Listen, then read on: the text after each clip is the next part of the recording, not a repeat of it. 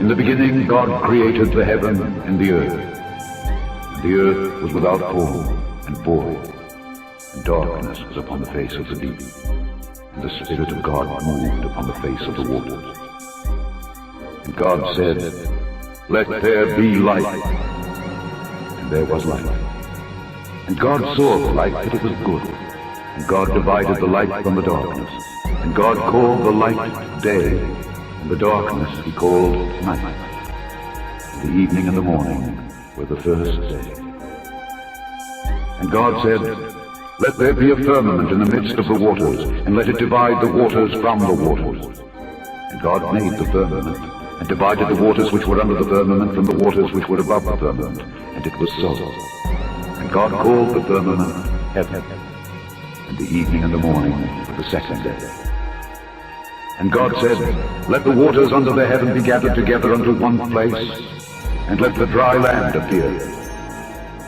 And it was so. And God called the dry land earth, and the gathering together of the waters called he seas. And God saw that it was good.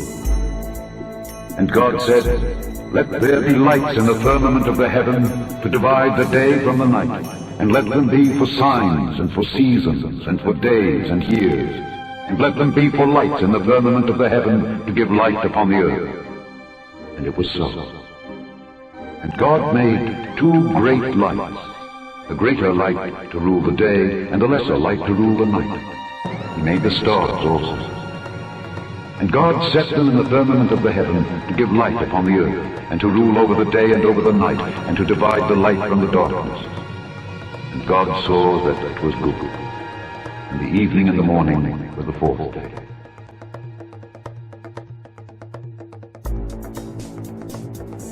And God said, "Let there be lights in the firmament of the heavens, in the firmament of the heavens, in the firmament of the heavens, in the firmament of the heavens."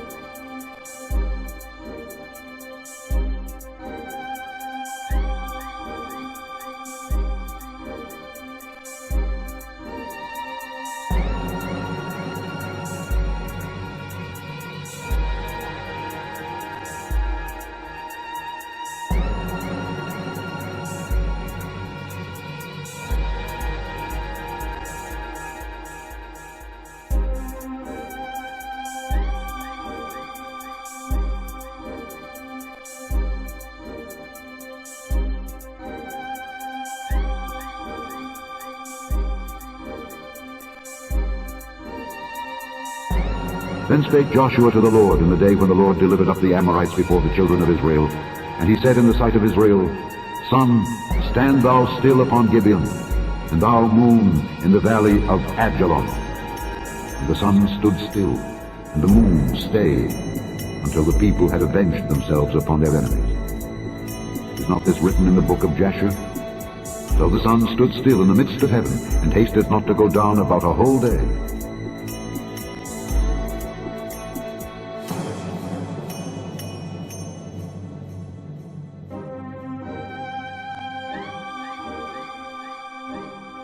Fear before him all the earth. The world also shall be stable, that it be not moved. The Lord reigneth, he is clothed with majesty. The Lord is clothed with strength, wherewith he hath girded himself. The world also is established, that it cannot be moved. Say among the heathen that the Lord reigneth. The world also shall be established, that it shall not be moved. He shall judge the people righteously.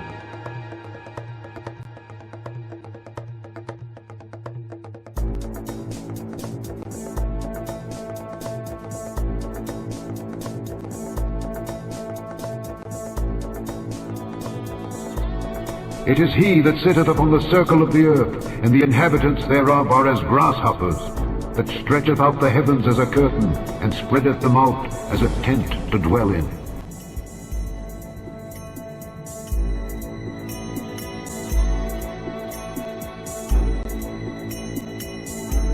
It is he that sitteth upon the circle of the earth, and the inhabitants thereof are as grasshoppers, that stretcheth out the heavens as a curtain, and spreadeth them out as a tent to dwell in.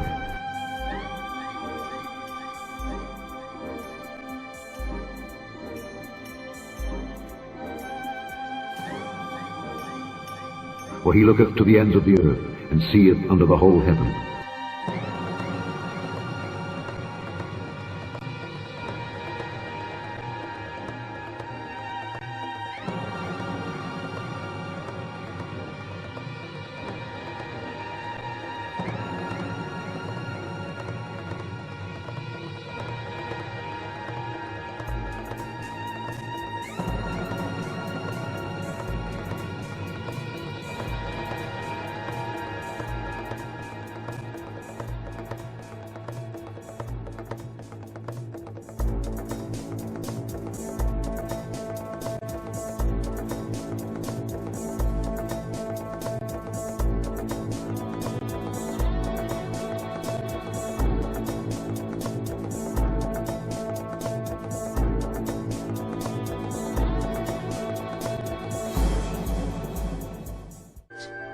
Footage of Apollo 11 requested from NASA over a 5-year period.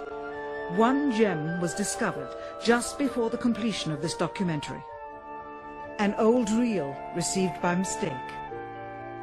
It contains the raw or unedited footage of the crew of Apollo 11, Michael Collins, Edwin Aldrin Jr. and Neil Armstrong, staging part of their mission for nearly an hour in living color, with exceptionally clear behind-the-scenes audio of conversations discussing the techniques used to achieve a disingenuous picture depicting the Earth at a distance, in order to falsely demonstrate their far journey from it and their ability to survive passing through the Van Allen radiation belts.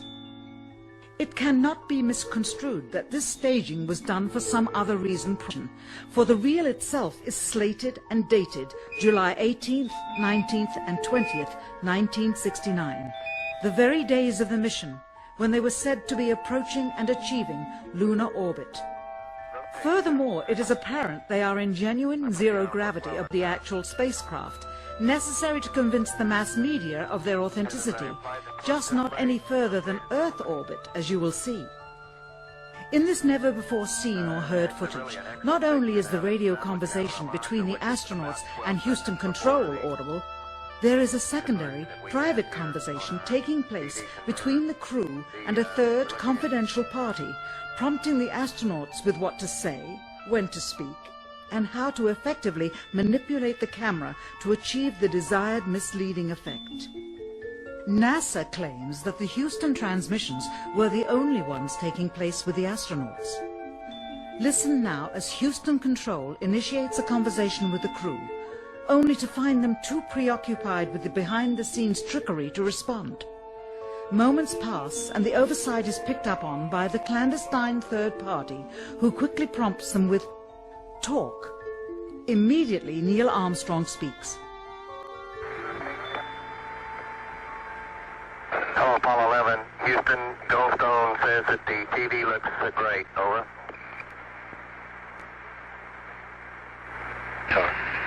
Okay, Roger. We're nothing in on Earth. Again, the illusion they are attempting to create is the Earth at a distance, to demonstrate their far journey from it, and their ability to survive passing through the Van Allen radiation belts. Understand, too, that only about 20 seconds of this raw footage was ever broadcast to the public, and these conversations discussing their deception were believed to be private, until now.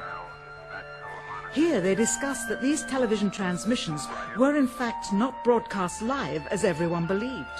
They were first screened and edited for playback later. Roger, Neil, we just wanted a narrative such that we can, when we get to playback, we can sort of correlate what we're so much. Here they discuss the fact that they have turned out the lights and have blocked out sunlight from entering the spacecraft through the other windows, as to not cause any reflected light to fall onto the spacecraft's wall in the foreground. Okay, very good. Well, we shut out the sun coming in some of the other windows into the spacecraft, so it's looking through a the number one window, and there isn't any reflected light. The reason this was done is so that the truth of the matter would not be revealed. It is this. Though the federal government would have you believe that this is a view of Earth from a distance out of the spacecraft's window as it nears the moon, it is not. What they have ingeniously done is placed the camera at the back of the spacecraft and centered the lens on a circular window in the foreground, outside of which it is completely filled with the Earth in low orbit.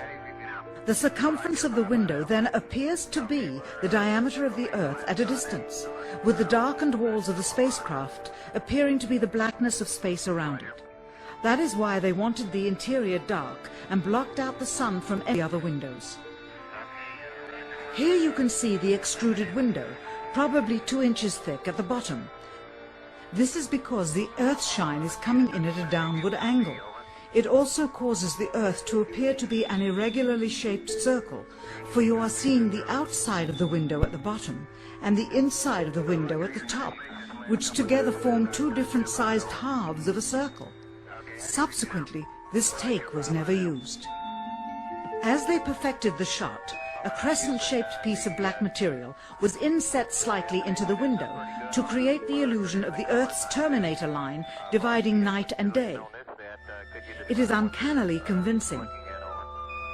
During this segment, intended to be edited and played back later for the worldwide television audience, dated July 18, 1969, Neil Armstrong condemns himself as he states that he is 130,000 miles out, or halfway to the moon, as the NASA flight log also states on this date, when he is in reality in low Earth orbit of a few hundred miles.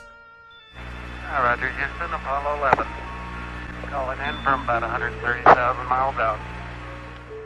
Here, during another segment, also intended to air after review, Neil Armstrong falsely explains to the viewers how the shot is attained by putting the camera's lens to the window's glass, as it would have to be if they were the claimed distance away from the Earth. We only have one window that has a view of the Earth, and it's filled up with a TV camera. If the window was completely filled up with a TV camera, as he stated, then an astronaut's arm would not be able to get between the camera and the window, as it obviously does here in this outtake. South America becomes invisible just off beyond the Terminator or inside the shadow.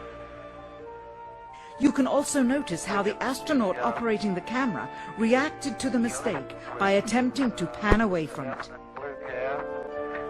See white bands of major cloud formations across the Earth. And This is a segment that they believed wasn't even being recorded, much less suitable for broadcast, for the lens was being zoomed out and the scene was being changed to that of an interior of the astronauts at work, and apparently the stop button popped back up on the recorder without notice. Here is the diffused work light that they used to see camera controls, but not throw light onto the spacecraft's wall. Here they remove part of the crescent insert.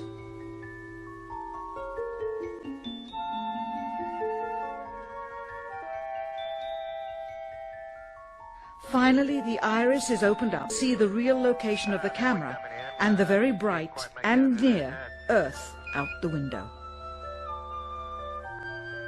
Here is the slate for the 19th of July, and the same shot of trickery on the 19th of July, and then the 20th, and the same misleading shot on the 20th. Later that evening, they were said to be walking on the moon. How can this be when they were in Earth orbit only 9 hours earlier, and the moon is some 3 days' journey away?